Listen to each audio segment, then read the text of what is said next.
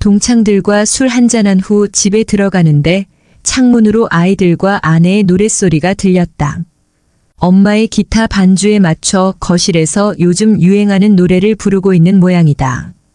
그런데 현관에서 인기척이 나자 음악이 딱 그쳤다. 아버지가 귀가한 것이다. 아들 녀석이 아버지를 향해 이제 오셨어요 라며 꾸벅 인사하고는 자기 방으로 들어간다. 딸아이도 엄마와 아버지의 눈치를 보다가 곧 방으로 들어갔다. 그 모습을 잠시 지켜보던 아내도 곧장 부엌으로 가버린다. 말은 하지 않아도 아이들과 즐겁게 놀고 있는데 왜 일찍 와서 분위기를 깨냐는 눈치다. 친구는 이런 이야기를 내게 들려주며 자신이 대체 뭘 잘못했는지 모르겠다고 한다. 사실 아버지도 아이들과 얘기를 나누고 싶다. 그러나 대화를 하려고 하면 뒷걸음질부터 친다. 아이들에게 아버지는 늘 엄하고 어려운 사람으로 인식되어 왔기 때문이다. 어느 연구소에서 고등학생을 대상으로 아버지에 대한 이미지를 물었더니 잔소리 많은 사람, 밤늦게 술에 취해 들어오는 사람, 휴일에 거실에서 TV만 보는 사람 등으로 답변이 나왔다. 문제는 또 있다. 아이들과 함께할 공통된 취미가 없다는 것이다. 이래서는 곤란하다. 남은 인생 잘 보내려면 지금부터라도 가족이나 이웃과 함께할 수 있는 취미 한두 가지는 찾아봐야 한다. 어떤 취미를 갖는 것이 좋을까? 취미는 크게 두 가지로 나눌 수 있다. 바로 능동적 취미와 수동적 취미다. 능동적 취미는 스스로 창의적인 생각을 하며 자의적으로 여가를 즐기는 행위다. 예를 들면 그림 그리기, 악기 연주, 글쓰기 등이 능동적 취미다. 여행을 가더라도 지도를 보고 가야 할 곳과 머무를 숙박업소를 찾고 일정을 짜는 것은 능동적 취미다. 반면 여행사에서 만들어 놓은 프로그램을 따라 관광하는 것은 수동적 취미다. 관광 중에 무언가 하고 싶어도 정해진 일정 때문에 그럴 수가 없다. 조금이라도 지체했다가는 버스에서 기다리는 가이드의 눈총을 받기 쉽다. TV 시청도 대표적인 수동적 취미다. 남이 만들어 놓은 프로그램을 그저 바라보고만 있는 취미다. 물론 TV 시청이 나쁘다는 것은 아니다. 문제는 그것을 습관적으로 보는 것이다. TV 시청은 남이 만든 프로그램을 바라만 보는 수동적 취미 활동이다. 게티 이미지 뱅크. 능동적 취미가 좋을까, 수동적 취미가 좋을까? 학자들은 일에 몰입했다가 그 몰입에서 벗어날 때 우리 몸에 좋은 엔도르핀이 나온다고 한다. 예를 들면 바이올린 주자가 1시간 가까이 연주해야 하는 협주곡을 오케스트라와 하모니를 잘 이루어 마쳤을 때 산악인이 암벽 등반을 마치고 무사히 평지에 두 발을 디뎠을 때 엔도르핀이 솟는 것이다. 심리학자의 연구조사에 의하면 능동적 취미는 몰입하는 정도가 47%에 달한다. 반면 수동적 취미는 그 정도가 4%에 불과하다. 능동적 취미를 즐길 때 몰입하는 정도가 훨씬 크다는 의미다. 그러므로 기왕 취미 생활을 하려면 수동적 취미보다 능동적 취미가 더 바람직하다. 이 밖에도 긍정적인 효과가 있다. 새로운 사람과 교류하게 되고 동호회를 결성할 수도 있다. 심리학자 에이브러햄 매슬로에 의하면 인간에게 소속감의 욕구가 있는데 직장에서 은퇴한 후에는 소속감이 없어지며 자칫 정체성이 흔들리고 우울증에 빠지기 쉽다. 이럴 때 동호회를 통해 친구도 사귈 수 있고 소속감의 욕구도 충족하게 된다. 특히 가족과 함께 취미를 즐기면 공통 관심사가 생겨 대화가 풍부해지고 관계가 개선되는 것은 물론이다. 어떻게 자신이 원하는 취미를 발견할 수 있을까? 먼저 종이에 원하는 바를 써본다. 자신이 원하는 것인지 남이 원하니까 자신이 원하는 것인지를 구별하는 것이 중요하다. 지금까지 남이 원하는 것을 추구하느라 애를 썼는데 후반생까지 그렇게 할 수는 없다. 다음에 3가지 활동을 기준으로 자신이 하고 싶은 취미를 찾아봐도 좋다. 첫째, 현재 흥미를 느끼고 있는 활동. 둘째, 과거에 하려고 했던 활동. 셋째, 앞으로 하려고 생각 중인 활동이다. 아무리 사소한 것이라도 넘겨버리지 말고 생각나는 대로 모두 기록한다. 똑같은 활동이 반복돼도 괜찮다. 리스트를 작성했다면 이 중 몇 가지를 골라 활동을 시작한다.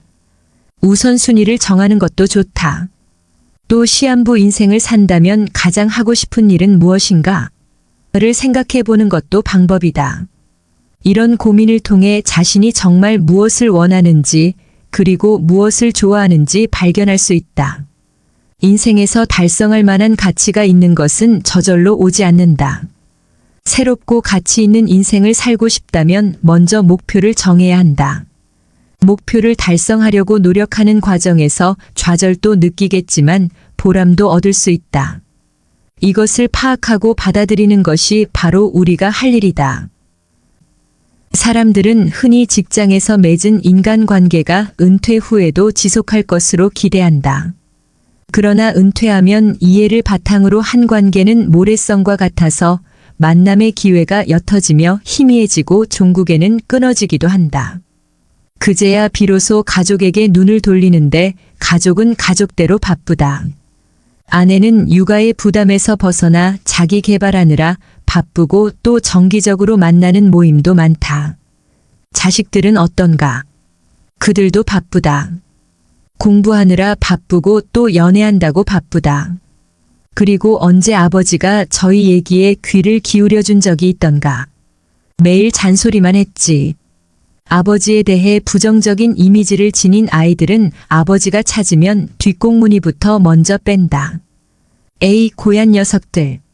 그동안 아이들과 살가운 정을 나누지 못한 걸 후회하지만 이미 엎질러진 물이다. 그렇다고 아내처럼 동네에 마땅히 아는 사람도 없다. 그래서 은퇴자가 눈을 돌리는 것이 그동안 뜸했던 동창회다. 동창들은 같은 추억을 공유하고 있고 그들 또한 얘기를 나눌 상대가 필요해 처음에는 잘 어울린다.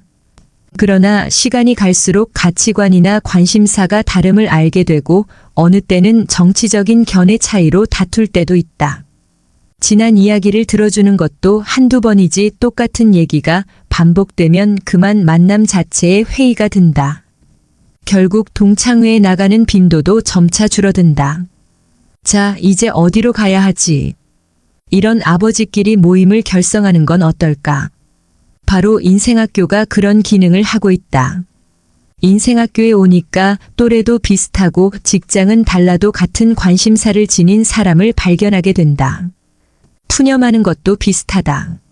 맞아요. 나도 그렇게 생각해요. 또 어느 때는 폭소를 터뜨리며 맞장구를 친다. 강좌가 끝나도 집으로 돌아가지 않고 찻집이나 밥집을 찾는다. 그들과의 시간을 더 갖고 싶은 거다. 사실 인생 2막은 이처럼 만나면 만날수록 에너지를 느끼는 관계가 필요하다. 이렇게 설립한 학교가 벌써 10년이 되었다. 10년 이상을 사귀어도 그 사람이 어떤 사람인지 잘 모르는 관계가 있다. 이런 사람이라면 앞으로 10년이 흘러도 잘 모르긴 마찬가지다. 시간이 많다면 모르지만 그렇지 않다면 이런 관계는 가능한 멀리하는 것이 좋다. 반면 한 번 만났을 뿐인데도 그의 인품이 어떤지 바로 알 수 있는 사람이 있다. 이런 사람이라면 나의 속마음도 얘기하고 싶고 앞으로 해야 할 일에 대해서도 그의 의견을 묻고 싶다. 그리고 그가 하는 일이라면 진정으로 돕고 싶다. 앞으로 남은 시간에 가져가야 할 인간관계다. 이런 사람이 한둘만 있어도 후반생이 외롭지 않을 것이다. 인생학교가 언론에 알려지며 지역 여기저기서 문의하는 곳이 많다.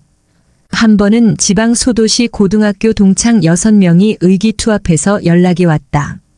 면면을 보니 대학에서 퇴직한 교수도 있고 고교 교장을 역임한 사람도 있고 은행지점장으로 퇴직한 사람도 있다. 그러나 의욕은 있는데 학교를 결성하지는 못했다. 이 밖에도 이와 같은 사람들이 많았다. 왜 그럴까? 무엇보다 공간을 구하기 어렵다는 하소연이 제일 많다. 그런데 우리 주변을 보면 공간이 없는 건 아니다. 문제는 여러 가지 규정이나 지역 이기주의로 공간을 활용하기가 쉽지 않다는 것이다.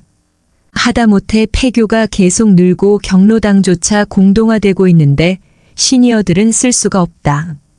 벤처기업을 양성하기 위하여 2년간 공간을 빌려주거나 예술가들에게 한시적으로 작업 공간을 빌려주는 것처럼 이들이 스스로 자립할 수 있을 때까지 한시적으로 공간을 공공에서 대여해 주는 것은 어떨까? 실제로 어느 지자체에서 산하도시의 베이비붐 세대를 위한 캠퍼스를 기획하고 있다. 진정으로 이 계획이 성사되기를 빈다.